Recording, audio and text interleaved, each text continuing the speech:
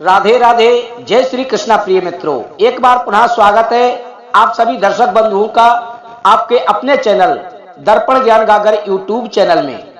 प्रिय दर्शक बंधुओं, आज हम आपके लिए बहुत ही ज्ञानवर्धक व प्रेरणादायक प्रसंग लेकर के आए हैं। यदि आपने इस प्रसंग को पूरा और अंत तक सुना तो आपको बहुत ही अच्छी ज्ञान की 3 बातें सुनने को मिलेंगी, जो कि भीष्म पितामह ने द्रौपदी के लिए बताई थी। ये 3 बातें कौन सी हैं? नंबर 1, क्या पापी के घर का अन्न खाना पाप है? नंबर 2, पापी व्यक्ति की पहचान कैसे होती है? नंबर 3, लोग पाप क्यों करते हैं?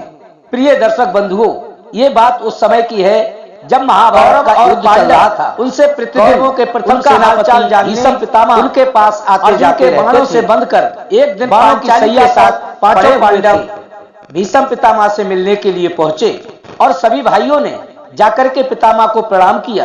एक दिन प्रिय मित्रों, पांचाली के साथ पांचों भाई आपका उपहास पितामह से मिलने को पहुंचे।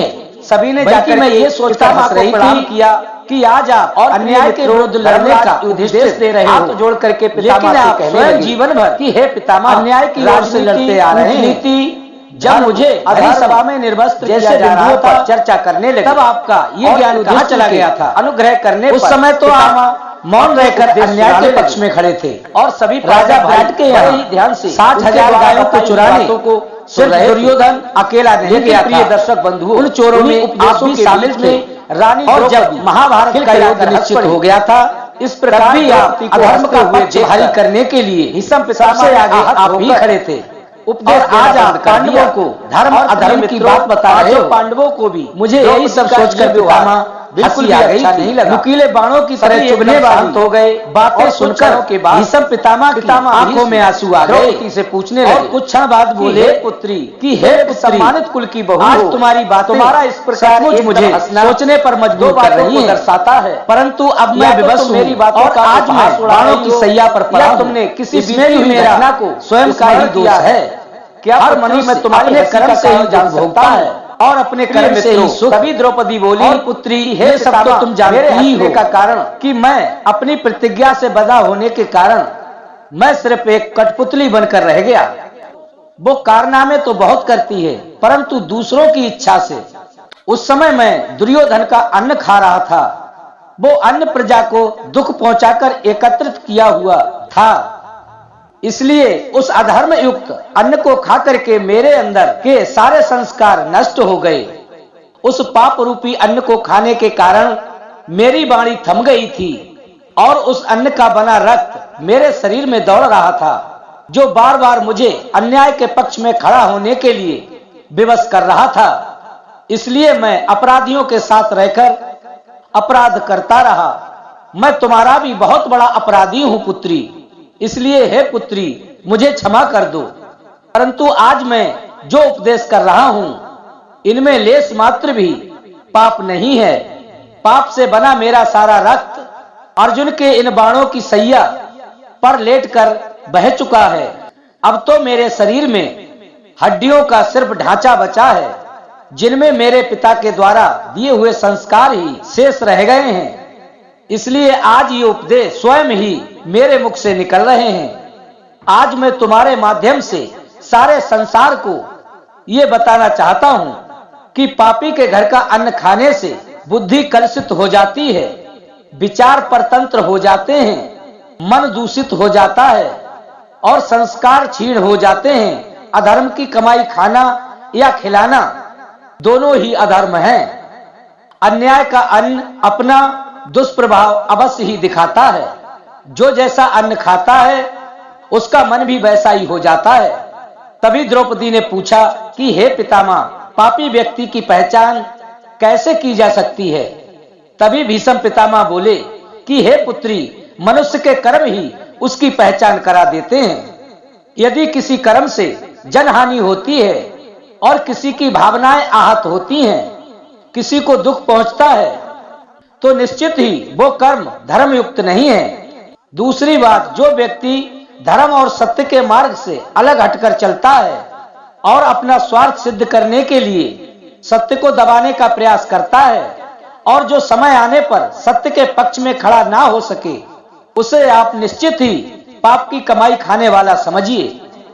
जिस प्रकार दिन और रात होते हैं, दिन सत्य का प्रतीक है और रात पाप की।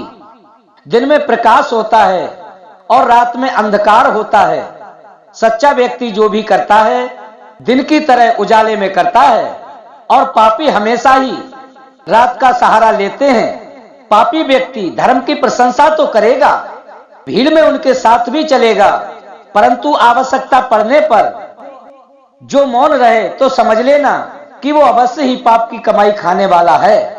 जो अहिंसा का अनुमोदन करता है, जो निर्दोषों को, कमजोरों को, निर्बलों को बलि का बकरा समझता है, समझ लेना वही पापी है। दुनिया में लाखों प्रकार के पापी हैं, उन्हें समझना और पहचानना बहुत ही कठिन है पुत्री। ऐसे लोगों की अवसर आने पर ही पहचान की जा सकती है। तभी द्रौपदी ने पितामह से फिर से कहा कि हे पितामह, लोग पाप क्यों करते हैं? प्रिय मित्रों, तभी भीष्म पितामह कहने लगे कि हे पुत्री, अज्ञानता, असंतोष, अत्यंत लोभ पाप के कारण हैं। या तो व्यक्ति बिल्कुल ही मूर्ख हो, जिसे धर्म अधर्म, अच्छे बुरे का ज्ञान ना हो, वो व्यक्ति देखा देखी किसी के बहकावे में आकर पाप में प्रवृत्त हो जाता है। या फिर कोई असंतोषी व्यक्ति होता है जिसकी इच्छाएं बहुत विकसित होती हैं। ऐसा व्यक्ति प्रत्येक वस्तु को अपना बनाना चाहता है, चाहे उसके लिए उसे कुछ भी क्यों ना करना पड़े। जब हमारे भीतर असंतोष भर जाता है तब हम स्वयं के पास प्राप्त वस्तु से खुश नहीं रहते हैं और यही कारण है कि व्यक्ति पाप का सहारा लेकर वो सब कुछ पाना चाहता है जो उसके पास नहीं है। तीसरा कारण लोभ। लोभ एक ऐसी तृष्णा है जो धन को देखकर दुगनी हो जाती है।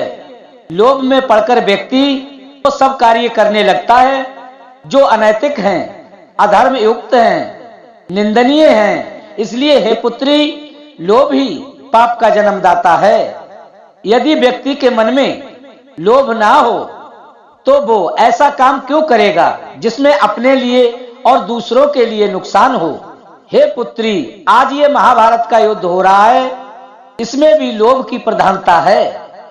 यदि ईमानदारी से दुर्योधन पांडवों को उनके अधिकार का राज्य दे देता, अर्थात उनके हिस्से का राज्य दे देता, तो हे पुत्री, आज ये युद्ध नहीं होता।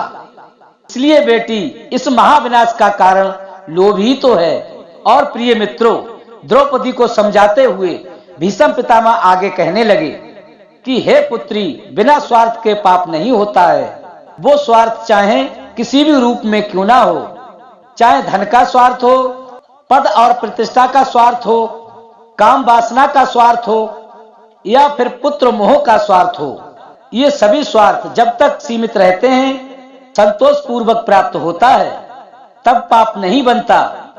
और जब स्वार्थ असीमित हो जाते हैं तब वह व्यक्ति असंतोषी हो जाता है और अपने स्वार्थ पूर्ति हेतु पाप के मार्ग पर चलने लगता है।